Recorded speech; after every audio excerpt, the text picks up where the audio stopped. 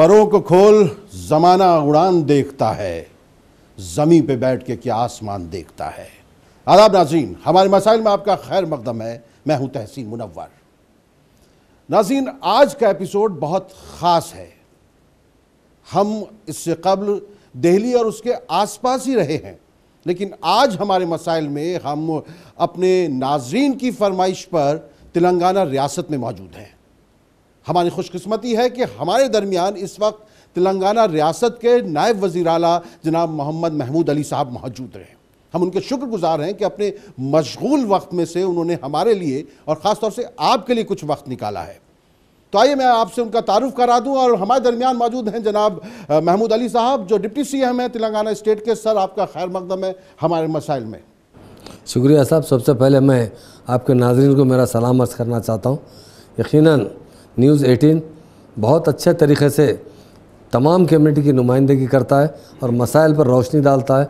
और जो आज का सब्जेक्ट है हमारे मसाइल, ये बहुत अहम सब्जेक्ट पर आपने मुझे बुलाया है, मैं आपका शुक्रिया अदा। चलिए सर, वाकई कि आप हमारे मसाइल, जो यहाँ के इलाके के मसाइल हैं, हम चाहेंगे कि उन पर आपसे बात हो। हमारे दरमियान बहुत से सहाफ़ी भी मौजूद हैं जो आपसे सवाल करेंगे। हाँ, काफ़ी बड़े बड़े इंटेलेक्चुअल यहाँ मौजूद है, उन सबका खैर मकदम करता हूँ जी इंशाल्लाह। और मुझे कहते हैं कि किसकी दहलीज पर ले जाके सजाऊं इसको जी, बीच रास्ते में कोई लाश पड़ी है यारों। गुज़िश्ता दिनों मक्का मस्जिद ब्लास्ट पर जो फैसला आया है, कहाँ कोताही हुई है। लोग मरे हैं, लोग हलाक हुए, लोग ज़ख्मी हुए, लोगों के घर बार उजड़े, लेकिन फ़ैसला आता है तो उससे ये साबित होता है कि मारने वाला अभी तक कोई पकड़ा नहीं गया है। तो कौन मुजरिम है और किसकी कोताही है और किससे जो है हम इंसाफ चाहें। देखिए साहब, क़ानून ऐसी चीज़ है, मुजरिम कुछ दिन तक बच सकता है मगर वो बच नहीं सकता कभी। 11 साल। हाँ, डेफिनेट। यहाँ पर अब देखिए, अब हिंदुस्तान का अदलिया ऐसा है कि बरसों लग जाते हैं फैसलों के लिए। उसके बाद भी अब जो भी जस्टिस हुआ है, यकीनन उसके लिए आगे जो भी कार्रवाई करनी है वो कही जाएगी और उन मुजरिमों को ज़रूर सामने पेश किया जाएगा। और ज़रूर इस सिलसिले में आगे बड़ी अदालत की तरफ देख रही है। हाँ, डेफिनेट। इसके आगे देखिए, हिंदुस्तान का क़ानून बहुत अच्छा है, मगर यहाँ पर क़ानून बनाने वालों ने उस वक्त जो क़ानून बनाया, उन्होंने कहा कि अगर बेकसूर कभी भी कसूरवार ठहराने जाए, पर कसूरवार आज नहीं तो कल वो ज़रूर पकड़ा जाएगा और वो ज़रूर उसे सज़ा, सख्त से सख्त सज़ा मिलेगी। इसके लिए जो भी ज़रूरत पड़ेगी वो ज़रूर कार्रवाई की जाएगी। सर, उन पुलिस वालों के ख़िलाफ़ कार्रवाई होगी जिन्होंने तहकीकात में कोताही बरती है। साहब, इसके बारे में हमारे होम मिनिस्टर साहब बाज़ाब्ता तरीक़े से उसकी स्टडी कर रहे हैं। डेफिनेट अगर जो भी इसके अंदर कोताही बरतेगा तो यकीनन हमारे होम मिनिस्टर जो है इस मामले में आगे बढ़ेंगे और कुछ ना कुछ ज़रूर उस पर कार्रवाई करेंगे। जो भी आदमी इसके अंदर कसूरवार ठहरा जाएगा। तो आपकी जो रियासत है उसकी तहजीब बहुत गंगा जमनी है। यहाँ पर मोहब्बत, प्रेम, भाईचारा, एक इस किस्म का मोहब्बत है कि अगर इसमें ज़रा सी भी दरार डालने की कोशिश की जाए तो पूरा ताना बाना बिखर सकता है। देखिए साहब, हिंदुस्तान में अगर कोई मिसाली रियासत है इस वक्त गंगा जमुना तहजीब की या हिंदू मुस्लिम एकजुटती की, तो वो हमारी तेलंगाना स्टेट है। बिल्कुल बिल्कुल। आज हमारी स्टेट की मिसाल सारे हिंदुस्तान में पेश की जा रही है। अदर स्टेट के लोग जब भी यहाँ आते हैं और मैं भी कभी बाहर जाता हूँ तो बहुत मुबारकबाद देते हैं कि आपकी स्टेट में हिंदू मुस्लिम एकजुटती जिस तरह है वो हिंदुस्तान में चाहते हैं। लोग अमन चाहते हैं, कभी भी लोग तशद्दुद नहीं चाहते। मगर आप तो जानते हैं किस तरीके की सियासत हिंदुस्तान में चल रही है। डेफिनेट उसको हम सुधारना ज़रूर है और उन सेकुलर पार्टियों को उभारना ज़रूरी है जो हम गंगा जमुना तहजीब को फ़रोग़ देते हैं। और जो भी गलती करेगा, एक बात याद रखिए आप, ज़रूर वो हमेशा जो कसूर करता है, अगर एक आध जगह आगे पीछे हो सकता है, मगर सज़ा तो ज़रूर मिलती है। अदालत का फ़ैसला आगे जाने के बाद भी ज़रूर हक़ का फ़ैसला होगा। अगर किसी वजह से यहाँ पर साबित नहीं हो सके तो मुजरिम बच तो नहीं सकता। आगे जाकर ज़रूर वो जो भी मुजरिम रहेगा, यही लोग नहीं है, कौन मुजरिम हो, ज़रूर एक ना एक दिन ज़रूर उन्हें सज़ा मिलेगी। सर, जैसे कि आपने कहा कि आपकी ये रियासत जो है पूरे मुल्क में एक मिसाली रियासत के तौर पर देखी जा रही है, क्या आप इस रियासत को अक़लियतों के लिए भी एक मिसाली रियासत बना सकते हैं कि दूसरी रियासतें इसको रोल मॉडल के तौर पर? मैं मुनव्वर साहब से यही बताना चाह रहा हूँ, अक़लियतों के लिए ही हमारी रियासत हिंदुस्तान में नंबर 1 है। आपको उसकी मिसाल बताना चाहता हूँ जी। हिंदुस्तान में बहुत से स्टेट्स हैं, आप जानते हैं, बिहार है जी, यूपी है, जहाँ पर यूपी में 23 से 24% मुसलमान हैं, वेस्ट बंगाल है, वहाँ 35% तक मुसलमान है। आसाम है, वहाँ 40% तक मुसलमान है। पर कहीं भी हिंदुस्तान में मुसलमान डिप्टी सीएम बनाया गया क्या, बताइए। सीएम साहब ने, क्योंकि मुसलमानों में बहुत सी मायूसी आ चुकी थी, जो इससे पहले जो भी रूलर थे, रूलिंग करे हैं कहीं भी, वो लोग मुसलमानों का दिल जीत नहीं सके। उन्होंने, हम जब भी 14 साल मूवमेंट के अंदर जब भी मुसलमानों से हमारे ऑनरेबल सीएम साहब मिलते थे, तो मुसलमान कहते थे कि हमारा कौन है देखने वाला, कौन है पूछने वाला, कोई नहीं है हमारी बात सुनने वाला। ये मायूसी आ चुकी थी। इसलिए सीएम साहब ने एक मुसलमान को डिप्टी सीएम का ओहदा दिया, उनके बाद का प्रोटोकॉल दिया, ताकि जो लोग मुझसे मिले, जो तकलीफ़ में रहे, यकीन मानिए आप, मैं जितने लोगों से मिलता हूँ, तकरीबन रोज़ाना 300, कम से कम 300 लोग मेरे पास आते हैं, अपना अपना दुख लेकर आते हैं, उनकी पर्सनल लाइफ का भी दुख लेकर आते हैं। मैं कोशिश करता हूँ कि मेरे ज़रिए उनका पर्सनल लाइफ में भी सुधार आ सके। हुकूमत से जहाँ भी पैरवी करते हैं, वो नाइंसाफ़ी होती है उनके साथ, तो ज़रूर उन्हें इंसाफ दिलाने की कोशिश करता हूँ। इसलिए सीएम साहब ने मुझे ओहदा दिया है। ओहदा जो है, मैं बताता हूँ, जो ओहदा मिलता है ये आवाम के लिए मिलता है, काम करने के लिए मिलता है। ओहदा आराम करने के लिए या डिप्टी सीएम बनना या कोई और ओहदा हो तो उसके वो इंजॉय करने के नहीं मिलता, बल्कि आप सेक्रीफाइस करने के लिए, आप ज़्यादा से ज़्यादा खिदमत करने के लिए हुकूमत ओहदा देती है। और ओहदा देने के बाद, मैं इससे पहले भी एक स्पीच में कहा कि हर इंसान के पास 3 मुलाजिम होते हैं। एक पहला मुलाजिम होता है जो घर में पोछा वोछा मार दिया, पका दिया, जिसके पास माशी हालत है। उसका दूसरा मुलाजिम जो होता है वो सरकारी रहता है, जो 10:30 बजे से लेके 5 बजे तक आपकी खिदमत करता है, चाहे वो इलेक्ट्रिसिटी डिपार्टमेंट हो, GHMC हो, किसी जगह से आपकी तकलीफ हो। तीसरा और एक मुलाजिम होता है जिसको खुद आवाम अपॉइंट करती है या हुकूमत करे से अपॉइंट होता है, वो पॉलिटिकल लीडर रहता है। उसकी कोई टाइमिंग नहीं होती, आप 24 घंटे उससे मिल सकते हैं, आपकी जो तकलीफ है बता सकते हैं, वो आपको उसका हल निकालने के लिए वो पूरी कोशिश करता है। उसके लिए हुकूमत उसे काफ़ी मुआवजा भी देती है। कोई चाहे MP हो, चाहे MLA हो, चाहे मिनिस्टर हो, हुकूमत बाज़ाब्ता उन्हें अच्छी तनख्वाह देती है, ताकि वो उनको ज़िंदगी के मसाइल पैदा हो, वो ज़्यादा से ज़्यादा हो, तो आवाम की खिदमत के लिए सर्व करें। तो हमारा यही मकसद है। आप यहाँ के नायब वज़ीर आला हैं, डिप्टी सीएम हैं, आपको बहुत अहम वजारतें भी सौंपी गई हैं, वक्फ भी आपके पास आ गया है। और अगर हम हैदराबाद और इसके आसपास के इलाक़ों की बात करते हैं तो यहाँ पर जो है औकाफ़ की बहुत मसाइल हैं। तो वक्फ की ज़िम्मेदारी आपके पास आ जाने के बाद आपको कुछ तब्दीलियाँ इसमें नज़र आई हैं? देखिए, वक्फ की माइनॉरिटी मिनिस्ट्री खुद सीएम साहब के पास है, इसलिए सीएम साहब उनके पास रखिए ताकि माइनॉरिटी मसाइल पहुँचने में देर ना हो। और पहली मरतबा हिंदुस्तान की आज़ादी के बाद हमारी स्टेट 48 में इंडिपेंडेंस बनी। 48 से आज तक कोई मुस्लिम एडवाइज़र सीएम के पास नहीं था। पहली मरतबा एक मुस्लिम एडवाइज़र को रखा गया। और माइनॉरिटी मिनिस्ट्री, वक्फ मिनिस्ट्री भी हमारे ऑनरेबल सीएम साहब के पास है। जब जब कहीं मसाइल आते हैं तो मैं हमारे ऑफिसर से बुलाता हूँ, मीटिंग करता हूँ, बात करता हूँ, उसे हल करने की कोशिश करता हूँ। डेफिनेट वक्फ के साथ बहुत बड़ी नाइंसाफ़ी। पहली मरतबा हमारे सीएम साहब ने वक्फ रिकॉर्ड को सील डाला। यहाँ पर वक्फ के बड़े बड़े लोग बैठे हैं जो उसे बचाने की मुहिम चलाते हैं।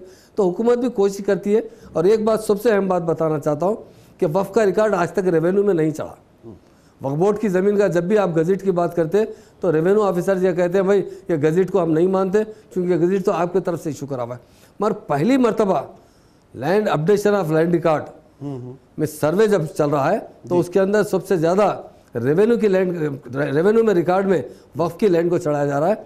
हमारे पास जो वक्फ के रिकॉर्ड के अंदर है 77,000 एकड़ की बात बताते हैं लोग कि वक्फ गज़ट के अंदर टोटल हमारे तेलंगाना स्टेट में 77,000 एकड़ जो है वक्फ की लैंड है। और आज तक रेवेन्यू डिपार्टमेंट की तरफ से 45,000 एकड़ का डिक्लेयर कर चुके हैं। मैं समझता हूं कि सेकंड फेज़ के अंदर मिनिमम 10 से 15,000 एकड़ और निकल सकती है, 10,000 तक। ऐसा ये रिकॉर्ड को हम रेवेन्यू में एंट्री कर देंगे, उसके बाद उसकी हिफाजत हो सकी। लोग वक्फ बोर्ड की ज़मीनात का ऐसा होता है, कब्जा करने के बाद या वक्फ डिपार्टमेंट से उसकी फाइल ही गायब करवा देते हैं। जब कोर्ट को जाते हैं तो कभी भी वक्फ डिपार्टमेंट जीत नहीं सकता क्योंकि ओरिजिनल डॉक्यूमेंट वहाँ से गायब हो जाते। तो वक्फ को आप जुडिशियल पावर्स देने की बात चल रही थी, आप देंगे क्या? हाँ, डेफिनेट देंगे, उसमें आप दे सकते हैं। जी बिल्कुल दे सकते हैं। लेकिन आपको इतनी सारी चीज़ें याद कैसे रहती हैं? नहीं, याद तो जो पूछे तो आप जवाब देता हूँ, हो सकता है कुछ भूल भी जाऊँगा, मेरा डिपार्टमेंट तो नहीं है वो, मगर मैं भी कोशिश करता हूँ as a deputy chief minister, as a Muslim नुमाइंदा चाहता हूँ कि वक्फ की ज़मीन की हिफाजत हो और सही हमारी कम्युनिटी के लिए काम आए। इस मरतबा बहुत अच्छा आप देखेंगे, एक 2-4 महीने के अंदर पूरा वक्फ की ज़मीन का रिकॉर्ड रेवेन्यू में एंट्री की जाएगी और उसके बाद उसकी सही तरीके से हिफाजत की जाएगी और उसका जो पासबुक दी जाएगी वो वक्फ के नाम पे दी जाएगी। और पोजीशन पे जो आदमी है, बहुत से एग्रीकल्चर लैंड भी है वक्फ की, जो वक्फ को एक छोटा पैसा भी वसूल नहीं होता उससे, उसको हम उन लोगों को या तो किराएदार बनाएंगे या खाली करके फिर वक्फ बोर्ड के हवाले करेंगे, ताकि वक्फ बोर्ड अपनी मर्जी से उसे इस्तेमाल कर सके। सर, वक्फ के मामलात में पूरे हिंदुस्तान में हमने एक तरह का ये देखा है कि हमारे अपने लोग ही ज़्यादा औकाफ पर की जो प्रॉपर्टीज़ हैं, जायदादें हैं, उन पर कब्ज़ा जमा के बैठ जाते हैं और फिर उसके बाद उनसे निकालना, और बहुत मामूली किराया भी दे रहे होते हैं, या तो उनको किस तरीके से समझाया जाए, कौम इस सिलसिले में क्या इसके लिए जो है ज़रूर इंटेलेक्चुअल्स की कमेटी बनाई जाएगी या एरिया वाइज एक कमेटी बनाई जाएगी, वो लोग जाकर उन्हें कन्विंस करेंगे। मैं खुद देखता हूँ, मैं जिस महल्ले में रहता हूँ वहाँ पर एक वक्फ की काफ़ी एक 2 एकड़ ज़मीन थी, वहाँ चुमटी शाह मस्जिद के अंदर। मैं जब मस्जिद में जाके देखा तो मुझे ऐसा दिख रहा है कि सामने सिंगापुर नज़र आ रहा। 100 गज के ऊपर 6 फ्लोर बना चुके हैं। अगर वो किराया 100 रुपये दे रहे हैं तो 6 फ्लोर बनाने के बाद भी 100 रुपये दे रहे हैं, जबकि किराया उन्होंने 25-30 हज़ार वसूल करते हैं। इसमें सुधार डे बाई डे लाया जाएगा इंशाल्लाह। आने वाले वक्त में वक्फ बोर्ड को एक मुस्तकिल इदारा बनाते हुए वक्फ बोर्ड की आमदनी इतनी ज़्यादा हो सकेगी अगर हम करेंगे इंशाल्लाह, क्योंकि साहब हमारी हुकूमत अभी सिर्फ 4 साल मुकम्मल की है। इस हर काम के लिए एक पीरियड होता है पूरा, और 4 साल में बहुत कुछ काम हुआ है, मगर आने वाले 5 साल में मुझे पूरी उम्मीद है कि तेलंगाना की आवाम TRS पार्टी को बड़ी भारी मेजॉरिटी से जाएगी और आने वाले 5 साल में इंशाल्लाह वक्फ बोर्ड को बहुत अच्छा महकमा बना देंगे। और वक्फ बोर्ड के लिए बहुत, आप जिस तरह कहे, जुडिशियल पावर दिया जाएगा।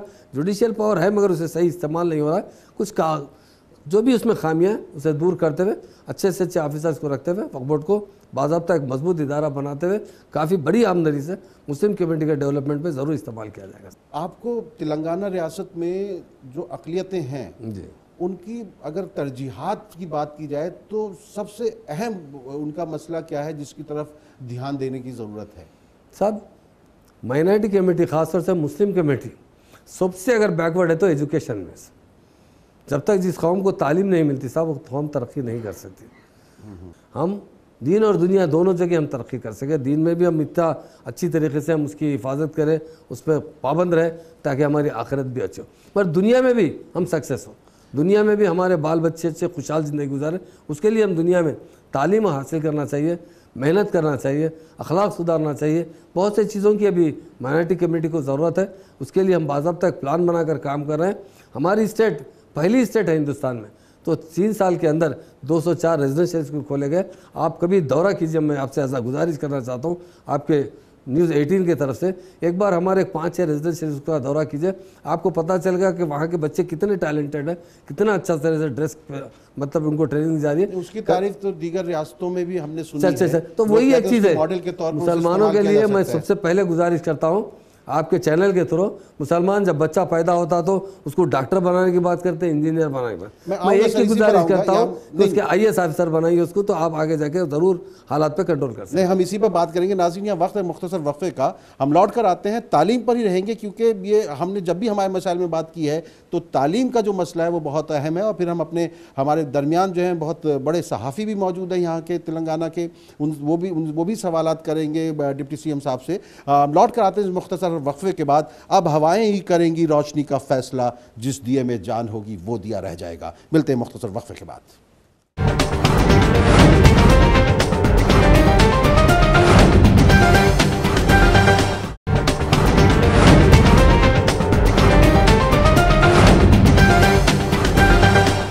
वही चिराग हवाओं में जगमगाते हैं, नज़र हवाओं की नज़रों से जो मिलाते हैं।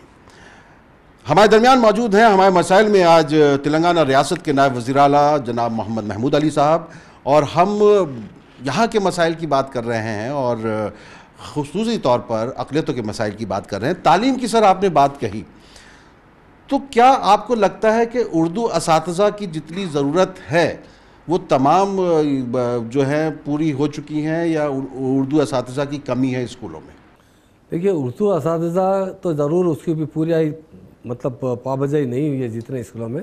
हम रेजिडेंशियल स्कूल जो गवर्नमेंट की तरफ से कायम किए गए, वहाँ पर बराबर उर्दू तालीम दी जा रही है, दीनियत की भी तालीम दी जा रही है उन बच्चों को। और उर्दू ज़बान, मैं एक बात आपके ज़रिए नाज़रीन को भी बताना चाहता हूँ, हम उर्दू ज़बान की तो ज़रूर हिफाजत करना चाहिए, मगर उर्दू ज़बान आजकल इम्प्लीमेंट की ज़बान नहीं है। इसलिए हम मुस्लिम भाइयों से मैं अपील करना चाहता हूँ, उर्दू के साथ अंग्रेज़ी ज़बान और तेलुगु ज़बान को भी तरजीह दीजिए, ताकि आपके बच्चे तालीम हासिल करने के बाद अच्छी सी मुलाजिमत हासिल करें। हर चीज़ का दारोमदार उसी पर होता है, रोज़गार पर होता है। तो सर उर्दू को रोज़गार से नहीं जोड़ा जा सकता है? सब आज के ज़माने में इस वक्त का ये उर्दू 1948 से पहले रोज़गार की ज़बान थी। आज वो रोज़गार की ज़बान है, कुछ जगह है जहाँ पर आप प्राइवेट मुलाजिमत कर सकते हैं।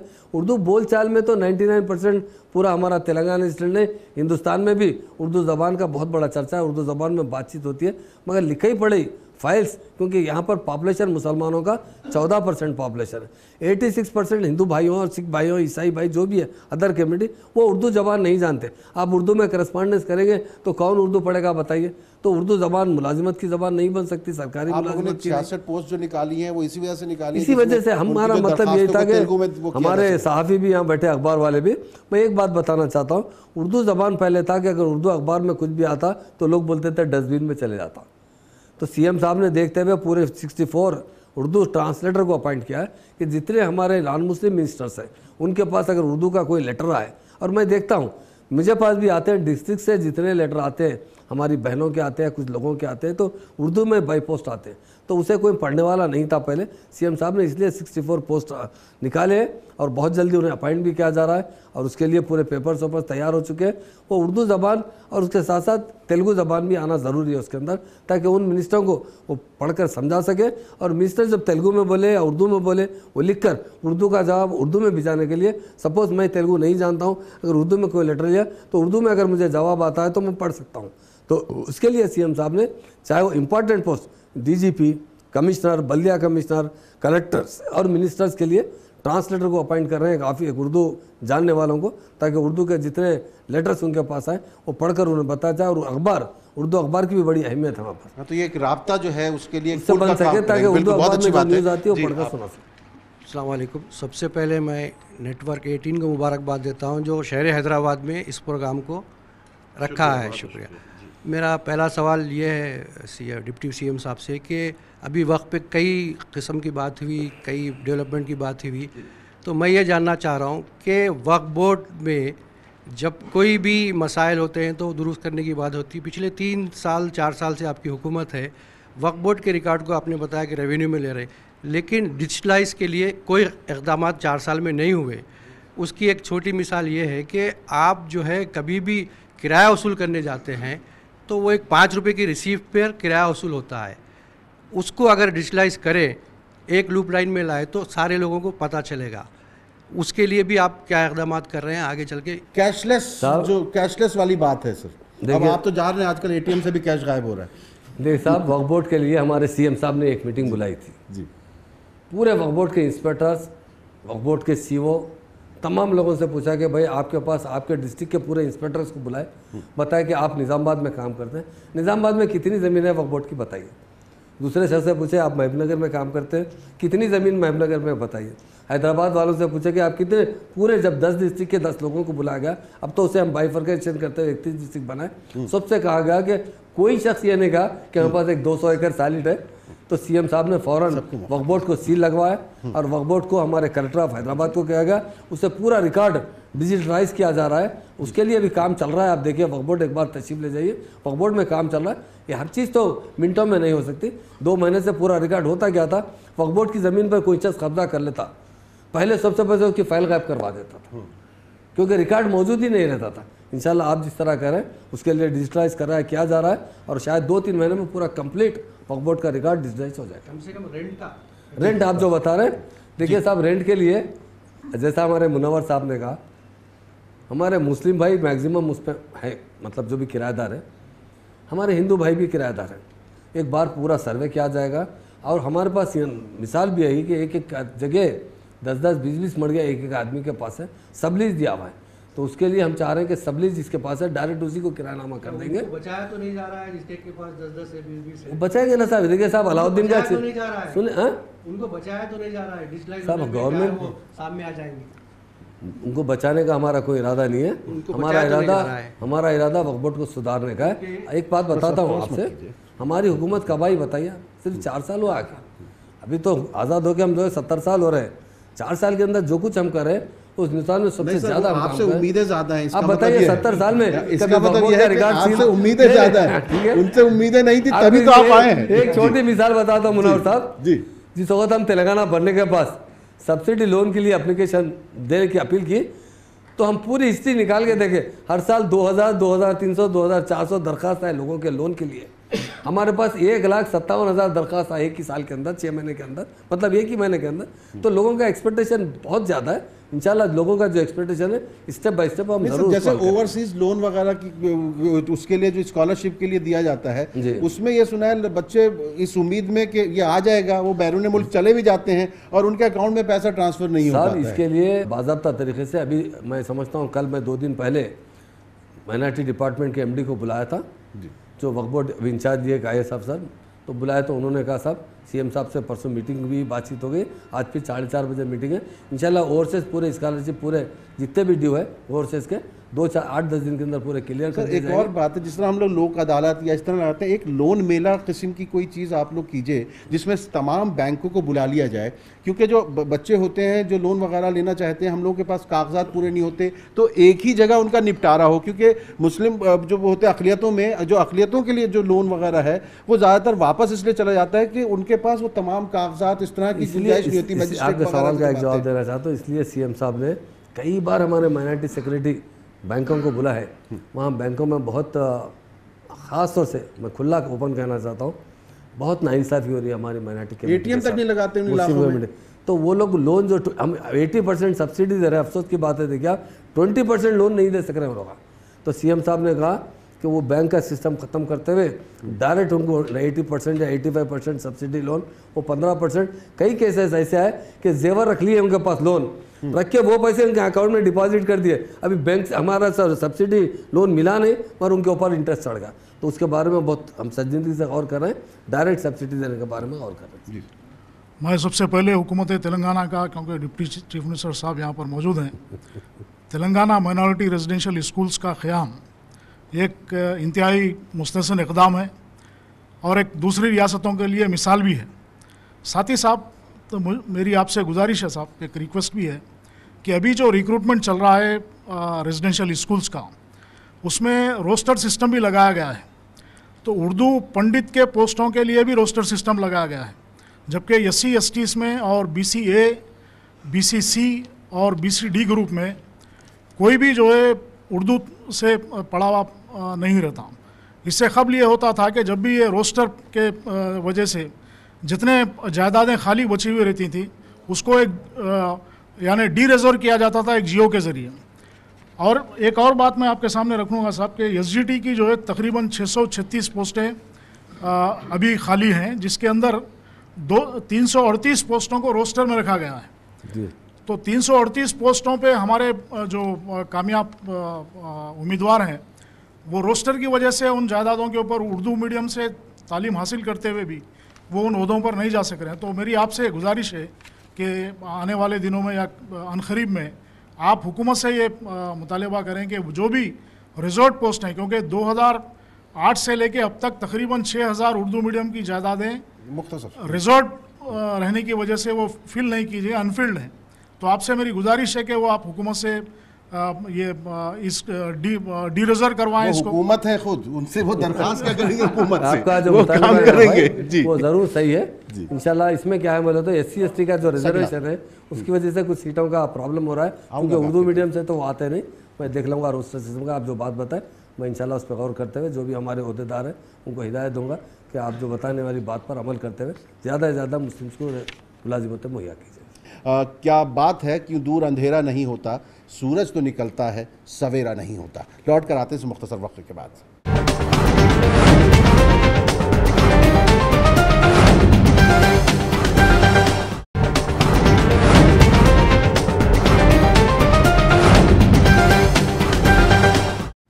हमारे मसाइल में आपका एक बार फिर खैर मकदम है। आज हमारे दरमियान मौजूद हैं रियासत तेलंगाना के डिप्टी CM मोहम्मद महमूद अली साहब, और हमारे दरमियान एक बेदार जहन जो है वो नाज़रीन भी यहाँ पर मौजूद हैं और वही सवालात कर रहे हैं। लेकिन सर एक बात, जो अजला से जो बच्चे आते हैं तालीम हासिल करने की गरज से, उनके लिए हॉस्टल्स की बात हुई थी क्या उसकी तरफ पेशकदमी हो रही है कि नहीं हो रही है? देखिए साहब, इस पर कुछ दिन पहले डिस्कशन हुआ, मैं बताता हूँ। हमारे चीफ मिनिस्टर साहब इससे पहले करीमनगर के एमपी रहे, तो वहाँ पर जो उन्होंने एक हॉस्टल कायम किया था जिसमें इस वक्त भी 350 लड़कियाँ वहाँ पर अकोमोडेशन है।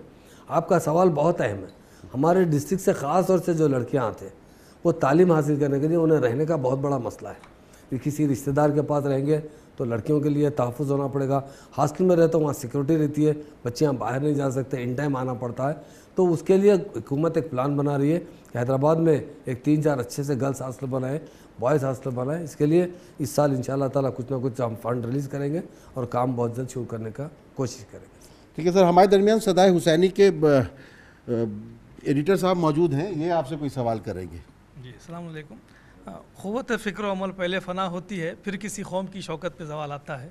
जैसा वक्फ़ के मुतालिक आपने कहा, किसी और सवाल पे जाइए ना, वक्फ पे सारे जवाब हो चुके हैं, आप किसी और पे जाइए। नहीं, इस पर ये ना देखिए, वक्फ़ के लिए ख़ास तौर पे मंशे वक्फ़ देखना चाहिए कि वाकिफ़कार का मंशा क्या था। क्योंकि एक यहाँ पर तिरमलगिरी में एक इमाम ज़ामिन पहाड़ है जहाँ पर मंदिर को किराए पर दिया गया है, तो वाकिफ़कार ने तो खुदा के लिए दिया है, फी सबीलिल्लाह दिया है, वहाँ पर मंदिर बनी है।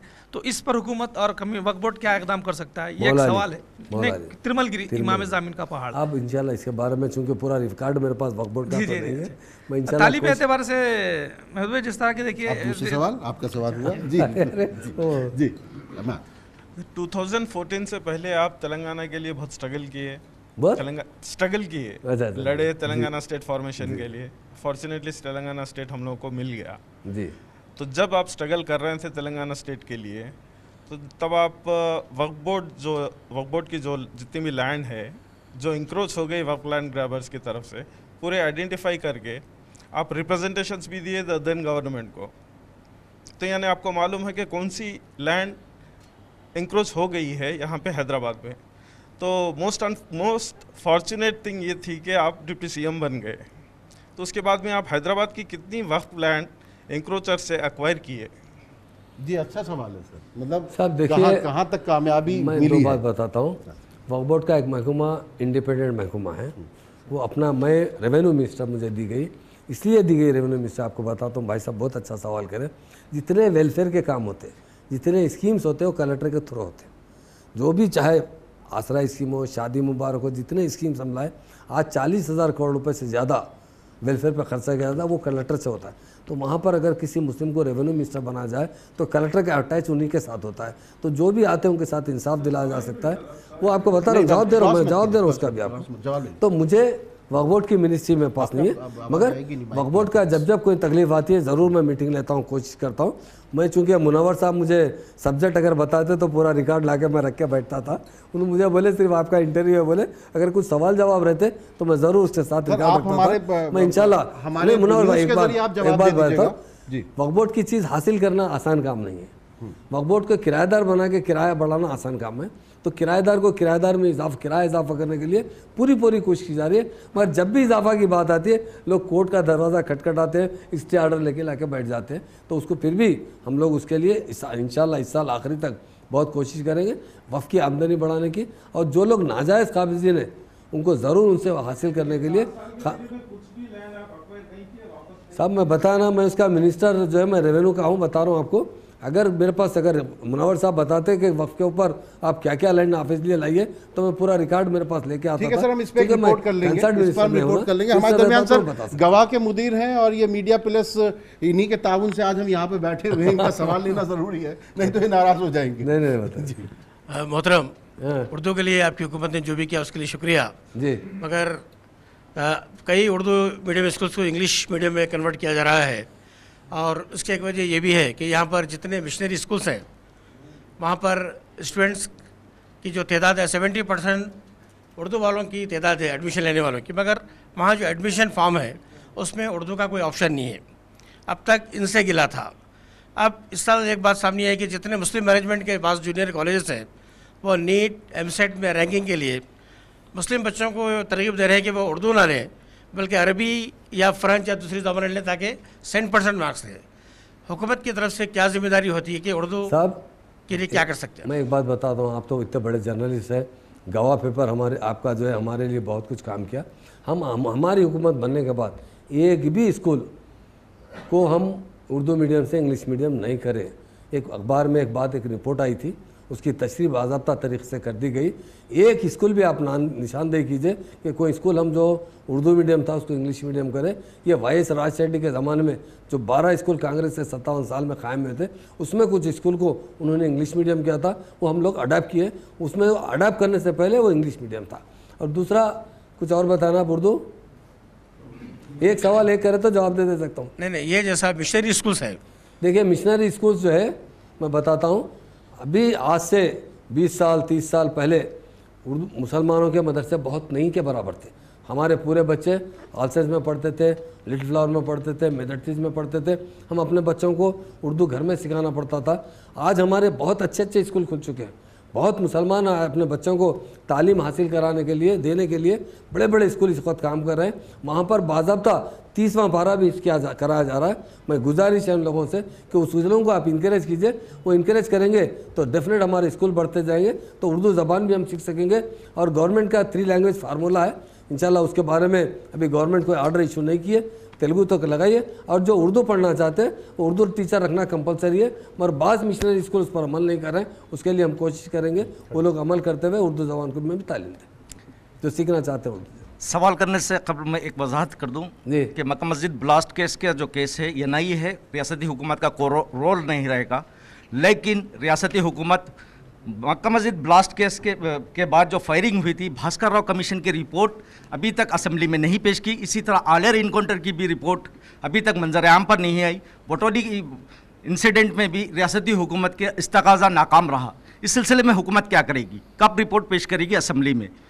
साहब ये अभी इस सवाल का जवाब अभी इस वक्त ज़रूरत महसूस नहीं करता मैं। और हुकूमत ज़रूर जो भी इंसाफ हो सकेगा, जहाँ पर भी ज़्यादती हुई है उसके बारे में हिंदुस्तान में हमारे चीफ मिनिस्टर साहब के चंद्रशेखर राव साहब एक बहुत सेकुलर कायद है।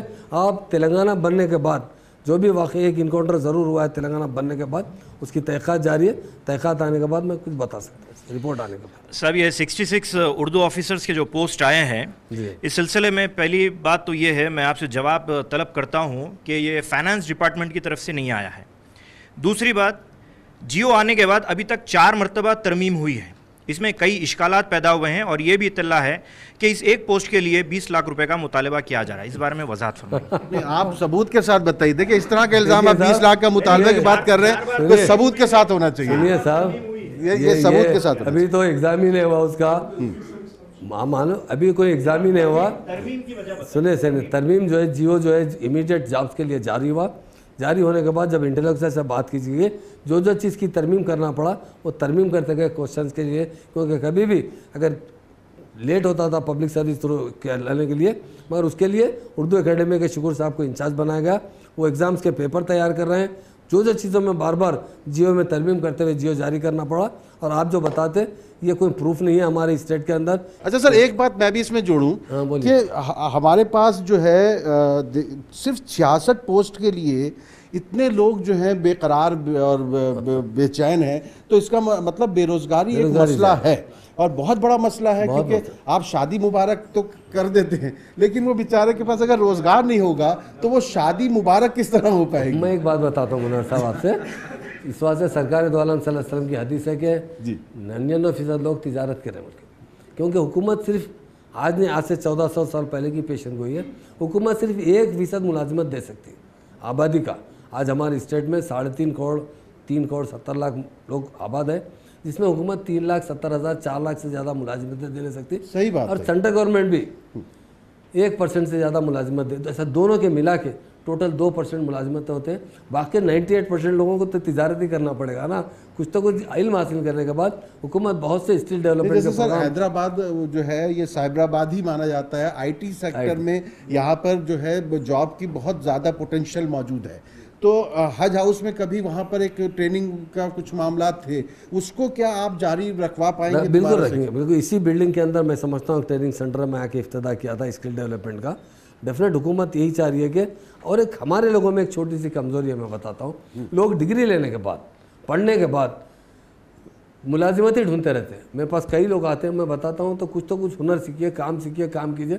आप कंपेयर देखिए, हमारे पास लोग मैं देख चुका हूँ जो लोग MBBS पास करे हुए यहाँ से डॉक्टर्स, अमेरिका जाने के बाद वहाँ एग्ज़ाम लिखे तक, तो पेट्रोल पंप पे भी पेट्रोल डलाए, टैक्सी भी चलाए। और हमारे पास क्या होता है, लोग जो है यहाँ से सऊदी अरब जाके मामूली काम करें, यहाँ के जो पढ़े लिखे लगे, पर हमारे पास करने के लिए वो हमसे कहे कि अपनी स्टेट में करें तो शर्म आती भाई, बाहर जाके कर लिए तो कुछ नहीं होता। तो इसको झिझक को निकालना पड़ेगा। आदमी चाहे छोटे से छोटा काम है, रोज़गार है, हलाल रोज़ी है, उसके लिए आगे बढ़ना चाहिए।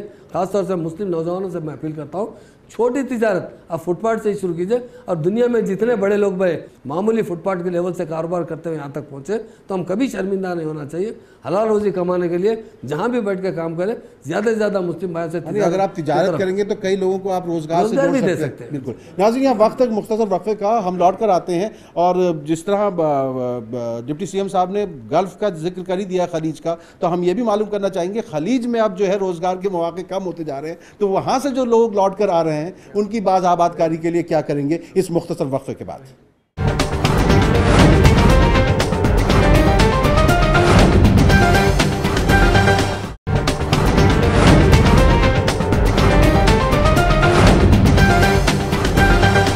दीवार क्या गिरी मेरे उजड़े मकान की, लोगों ने मेरे सहन में रस्ते बना लिए। हमारे मसाइल में आपका एक बार फिर खैर मकदम है। हमारे दरमियान मौजूद हैं तेलंगाना रियासत के डिप्टी सीएम जनाब मोहम्मद महमूद अली साहब। महमूद साहब, लोगों के पास बहुत सवाल हैं, इसका मतलब यह है कि आप इनके राब्ते में नहीं हैं क्या? नहीं, बहुत राब्ते में मैं क्योंकि वो सवाल मैं रोजाना तकरीबन 7 से 8 घंटे पब्लिक के देता हूँ, और रोजाना मिनिमम 300 कम से कम भी 300-400 लोगों से। देखिए, हमारे एक भाई हैं वहाँ पर, वो जो आपसे सवाल पूछना चाहते हैं, क्योंकि आप मुझे यहाँ से जाना पड़ेगा उनके पास, चैनल है ना उनका वो इतने बेचैन है, इसका मतलब आपसे उनकी मुलाकात नहीं हो पा रही। देता हूँ, जवाब देता हूँ जी। बहुत बहुत शुक्रिया आप लोगों का। अस्सलाम वालेकुम। महमूद अली साहब, पहले तो तेलंगाना में जो आप लोगों की हुकूमत चल रही है, इसके चौथे साल के लिए कामयाबी से चलने के लिए आप लोगों को सबको बहुत बहुत मुबारकबाद। हिंदुस्तान में हैदराबाद में एक बेहतरीन मिसाल तेलंगाना में कायम की है आपकी हुकूमत ने, गंगा जमनी तहजीब को कायम रखते हुए और इसे प्रमोट करते हुए। लेकिन एक चलते चलते एक ऐसा सवाल है जो आम तौर पे लोग इस सवाल से कतराते हैं, चाहे सवाल करने वाला हो या जवाब देने वाले हों। तो मैं माजरत चाहता हूँ, ये सवाल करने से पहले मैं आप सब लोगों को ये बता दूं कि थोड़ा सा ऐसे खुले विजन में ब्रॉड माइंडेड होकर के सोचें। हिंदू भाइयों और मुस्लिम भाइयों से सभी से मेरी ये दरख्वास्त है। बात यह है कि एक अरसे से, गुज़िश्ता कई सालों से, तकरीबन 2 दहाई से 3 दहाई से ये देखने में आ रहा है कि मैं हिंदुस्तान की बात नहीं करता क्योंकि हमारे अपने मसाइल की बात है, हैदराबाद की बात करता हूँ या तेलंगाना की। इसमें तकरीबन हैदराबाद में या हैदराबाद के अतराफ़ों के नाफे तकरीबन 40 ऐसी मस्जिदें हैं जो बंद कर दी गई हैं, ठीक है। और इस मस्जिद से मुत्तसिल बहुत बड़ी औकाफ़ी जायदादें भी हैं, और मशहूर चार मीनार जिसके साथ एक मस्जिद जुड़ी हुई है, और दरअसल चार मीनार मस्जिद ही है जिसका हाउस वज़ू खाना है। उसके आर्कियोलॉजिकल सर्वे ऑफ इंडिया ने भी उसे बताया है कि उससे मुत्तसिल जो मंदिर है वो गैरकानूनी है। लेकिन मैं समझता हूँ बहैसियत मुसलमान और एक हैदराबाद के शहरी होने के नाते कि हम मुसलमानों को उस मंदिर से कोई भी शिकायत नहीं है, ना वो मंदिर हमारे लिए तकलीफ़ का बास है, उसे वहीं पर रहने दिया जाना चाहिए। लेकिन जिस बात की अनदेखी की जा रही है और जिस बात के ताल्लुक से किसी की भी ज़बान नहीं खुल रही है, भले ही वो मुकामी क़यादतें हों या मौजूदा वक्त की हुकूमत, मैं उम्मीद करता हूं कि मौजूदा वक्त की हुकूमत जिसके चीफ मिनिस्टर के चंद्रशेखर राव जी हैं, जो तेलंगाना के गांधी के नाम से भी जाने जाते हैं, और आप लोगों को जो उन्होंने ओहदे दिए हैं, ये एक जमहूरियत की एक बेहतरीन मिसाल है, गंगा जमनी तहजीब की एक बेहतरीन मिसाल है। तो चार मीनार की मस्जिद को आबाद करने के सिलसिले में हुकूमत कितनी संजीदा है, और वो जो 40 मस्जिदें जो बंद पड़ी हैं उसे खोलने के मामले में क्या तयखुन दे सकती है हुकूमत? भाई साहब से सवाल का जवाब देना। मसाजिद की बाज़ाबादकारी का मसला दिल्ली में भी है, जो आसार कदीमा की मसाजिद हैं उनमें नमाज़ पढ़ने की बात वहाँ पर भी बहुत कही गई। कुछ मसाजिद में तो ये मसला हल हो गया, लेकिन वहाँ पर भी इसी तरह के मसले हैं। तो ये जो है खुले दिल के साथ, क्या मुल्क के अवाम को भी नहीं सोचना चाहिए कि मस्जिद अल्लाह का घर है और वहाँ आदमी इबादत ही करेगा? तो उसके लिए हुकूमतों को लोगों के दरमियान कुछ इस तरह की सोच पैदा करनी हो जिससे लोग जो है रवादारी कायम हो। मैं बताता हूँ, चारमीनार के ऊपर जो मस्जिद है उसको अभी आबाद करना है तो आप जाके ज़रूर नमाज़ पढ़िए, हुकूमत तो कोई रोकने वाली नहीं है उसके अंदर दासा, क्योंकि सीढ़ियाँ चढ़ना उतरने में, क्योंकि चारमीनार पे से कई एक वाक़यात हुए। सुनिए, तो उस्मान साहब चारमीनार पे से कई लोग खुदकशी कर चुके हैं, बाज़ वक़्त चढ़ने नहीं थे। नहीं, आप बताएं ना, प्रपोजल के बारे में जरूर गौर करेंगे। अगर चालू करना चाहते हैं तो मस्जिद जरूर आप लोग वहाँ की प्रपोजल भेजिए तो इंशाल्लाह मेरे ख्याल से मुझे आप सवाल मेरे पास आइए। और जो मस्जिद हेरिटेज के अंदर आ रहे हैं, जो अगर बंद है, वहाँ आबादी अगर पढ़ना चाहती है मस्जिद कंडीशन, हम दोबारा एक दिन अगले महीने फिर इनको बुलाएंगे, दोबारा अगले महीने फिर हम करेंगे और फिर आप जो सवाल रहेंगे, देखिए सर सवाल बहुत है लोगों के, जो मस्जिद आबाद करना चाहते हैं उसे जरूर आबाद करेंगे। लोगों के पास सवाल बहुत है। बस मैं आखिर में जो खलीज से लोग लौट कर आ रहे हैं उनकी बाज़ाबादकारी के लिए हुकूमत के पास कोई मंसूबा है? हुकूमत जो है NRI मिनिस्ट्री एक रखी है, उसके मिनिस्टर हमारे KTR साहब खुद है। अभी कुछ दिन से सिलसिला शुरू हुआ है। मैं समझता हूँ 2-4 महीने से लोगों का वापसी का सिलसिला शुरू हो रहा है। उसके लिए बाज़ाब्ता एक कमेटी तश्कील दी जाएगी ऑफिसरों की, IAS अफसरों की, जो उन लोगों को, क्योंकि जो हमारे स्टेट से जो लोग गए वो यकीनन बड़ी कुर्बानी देकर गए। हमारी मुल्क के लिए काफ़ी जो पैसे की ज़रूरत है फॉरेन एक्सचेंज की, वो NRI के थ्रू काफ़ी पैसा आया है। तो डेफिनेट उन लोग वापस आ रहे हैं। उसके बारे में हुकूमत संजीदगी तरीके से और करते हुए उस मसले को हल करने की कोशिश करेगी। सर आखिर में बस आप क्या कहना चाहेंगे? देखिए भाई अब वक्त नहीं है, नहीं बिल्कुल वक्त नहीं है, हमारा प्रोग्राम खत्म हो रहा है, आप उसके बाद कर लीजिएगा, हमारे पास वक्त बिल्कुल नहीं है, मुझे माफ़ कर दीजिए आप। एक ले लो फिर जल्दी एक ले लो सवाल। पहले तो आपका बहुत शुक्रिया, आपने यहाँ पर आए, और नेटवर्क 18 का भी बहुत शुक्रिया। सवाल ये है सर, 2000 करोड़ का जो माइनॉरिटी का तेलंगाना का बजट है, वो बजट में देखा गया है कि बजट का इस्तेमाल बहुत कम हो पा रहा है, और ज़्यादातर पे रिलीजियस फेस्टिवल पे 100% बजट स्पेंड हो रहा है, और जहाँ पे रोज़गार और जहाँ पे लोन्स वगैरह है वहाँ पे 40% 45% भी नहीं हो रहा है। इस पे आप तवज्जो दें, ताकि अगर इसकी कौम का अगर तरक्की होना है, लोन एजुकेशन से ही होगा, इफ्तार पार्टी या मस्जिद रिपेयर से कौम का संरक्षण नहीं हो सकता। कौन सी बात कहाँ ज़रूरी है ये समझना बहुत ज़रूरी है। आपका सवाल बहुत अच्छा सवाल है, उससे रोज़गार से जोड़ना चाहिए। बजट में 2 दिन पहले ही आप अखबार में पढ़े होंगे ना, CM साहब ने काफ़ी बुला के माइनॉरिटी ऑफिसर्स की डिस्कस किया। जिस तरह मुसलमानों को रोज़गार से जोड़ने के लिए ज़्यादा से ज़्यादा रकम खर्च करने की कोशिश हुकूमत कर भी रही है, करना चाहिए। थोड़ा सा ज़रूर इस साल थोड़ा सा उसमें डिले हुआ है, मगर इंशाल्लाह इस साल बजट ज़्यादा से ज़्यादा रिलीज़ किया जाएगा। ज़्यादा से ज़्यादा जो है लोगों को रोज़गार से जोड़ने के लिए वो फंड इस्तेमाल किया जाएगा। और एक रमज़ान की बात करें आप, ये गंगा जमुना तहज़ीब को फ़रोग़ देना था।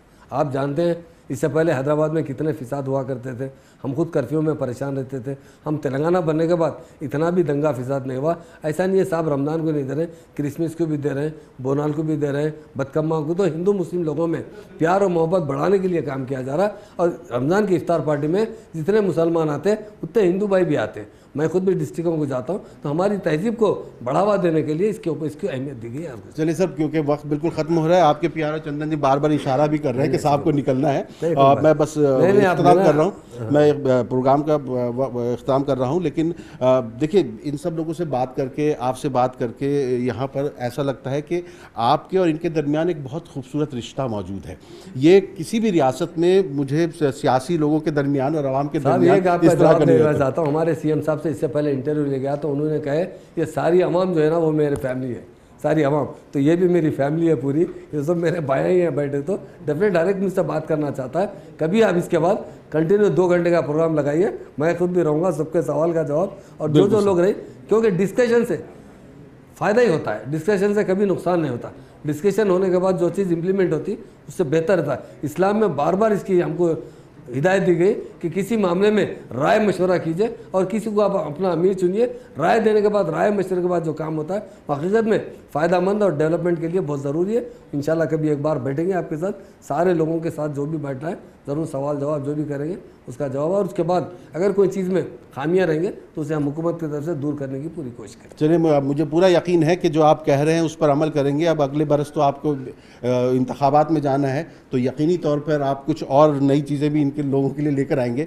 लेकिन जहाँ तक मेरे पास बहुत सवाल थे, आपके 12% वाले भी थे, आपने मरकज़ को जो है रिजर्वेशन पे लेके क्या जवाब दिया वो भी है, और दीगर अहम मसला तालीम और रोज़गार से ही जुड़ा है, सेहत है। हमारे इलाके जो मुसलमानों के यहाँ हैं, हैदराबाद में भी और इसके आसपास के कुर्ब जवार के, उनमें भी तरक्की वगैरह के हैं। लेकिन नाज़रीन, यहाँ हमारा क्योंकि वक्त ख़त्म हो रहा है, और हम डिप्टी CM साहब से वादा ले रहे हैं कि आइंदा फिर इंशाल्लाह जल्द 1-2 महीने में फिर हम इसी किस्म की एक महफिल सजाएंगे हमारे मसाइल के दरमियान। और जिन लोगों के सवालात रह गए हैं वो सवाल लेंगे। बहुत लोगों के सवाल रह भी गए, बहुत से लोग जो हैं वो बेचैन भी रहे सवाल सवाल पूछने के लिए। हम चाहते हैं कि डिप्टी सीएम साहब उन्हें किसी दिन वक्त दें ताकि ये लोग अब उनसे अपना सवाल कर सकें। लेकिन याद रखिए कि अगर आगे बढ़ना है, अगर आपको ज़िंदगी में कुछ हासिल करना है तो तालीम का दामन आपको थाम कर रखना है। तालीम हो, और जैसा कि डिप्टी सीएम साहब ने कहा कि तिजारत जो है, अगर तिजारत की तरफ आप जाते हैं तो आप अपने साथ कई लोगों को भी रोज़गार से जोड़ सकते हैं। अगर हम ये दोनों चीज़ें कर लें तो यकीनी तौर पर हमारे मसाइल कुछ हद तक